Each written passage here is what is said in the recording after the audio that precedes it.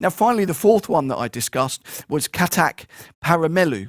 So this is the recitation that would happen actually mainly in the dance class for the North Indian Kathak dance. Sometimes it would happen in performance as well. Now, this is again a very different way of reciting. So, for example, they'll often be kind of counting time. Ta, te, te, ta, ta, ta, te, te, ta, ta, te, te, ta, ah, te, te. They kind of count time a lot when they're kind of preparing and setting up compositions. So I'm just going to do a short composition that a Kathak dancer might recite in putting together a composition for performance. And again, you can see how that with all of these different things, the syllables are actually very different. Again, it's in 4/4. Da da digga da da da grand da da day da da day da da. Got a day, got a day, got a day. Got a day, got a day, got a day. Got a day, got a day, got a day. So you can see the syllables are are very different in this whole scenario. And other things they'll do with Kathak dancers that you don't get in Bharatanatyam dance, for example, they'll do a lot of footwork. So they've actually, the main foot pattern that they use is kind of like an offbeat paradiddle.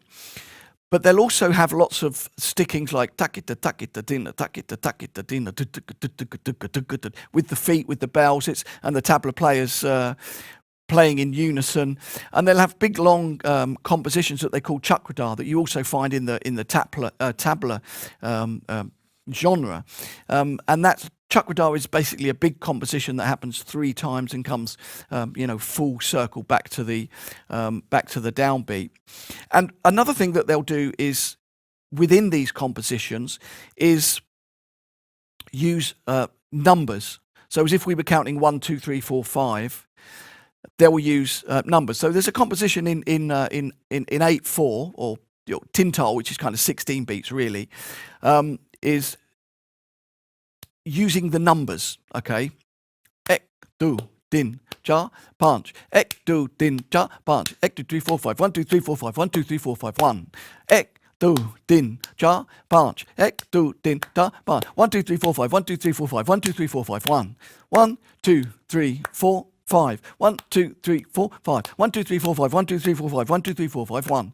So this is often you'd see Kathak dancers kind of using this type of method for recitation and sharing compositions with the tabla player. Now, one crucial difference between many of the South and North Indian compositions, this is a small technical point, but it's quite an important point to understand. A lot of the South Indian, a lot of the North Indian compositions, are calculated in such a way as when it's something like a T-high, which is a phrase repeated 3 times, calculated to end on the first beat of the time cycle. The actual downbeat is included in each phrase. So, for example, in 4/4, takadina takadina da da da da da da da da. So each phrase has the da at the end, and the da becomes the first beat. So basically, the downbeat is included in the calculations with a majority of North Indian, rhythmic, analysis and calculations. In the South, however, a lot of the material is calculated within the time frame. So, for example, tati kitatum tati kitatum tati kitatum ta. Tati kitatum tati kitatum tati kitatum ta in 4/4. Now you notice that it's 1 2 3 4 5 1 2 3 4 5 1 2 3 4 5 1. So we've had 3 groups of 5. The 5 isn't the downbeat. The next one is the downbeat. So all of their calculations are based on analysing what is between the 2 downbeats, not including the downbeat. Whereas if I was to do the same calculation in North India, it would sound like this. 1 2 3 4 5 1 2 3 4 5 1 2 3 4 5. So I'm starting 1/16 later. So South Indian, 1 2 3 4 5 1 2 3 4 5 1 2 3 4 5 1.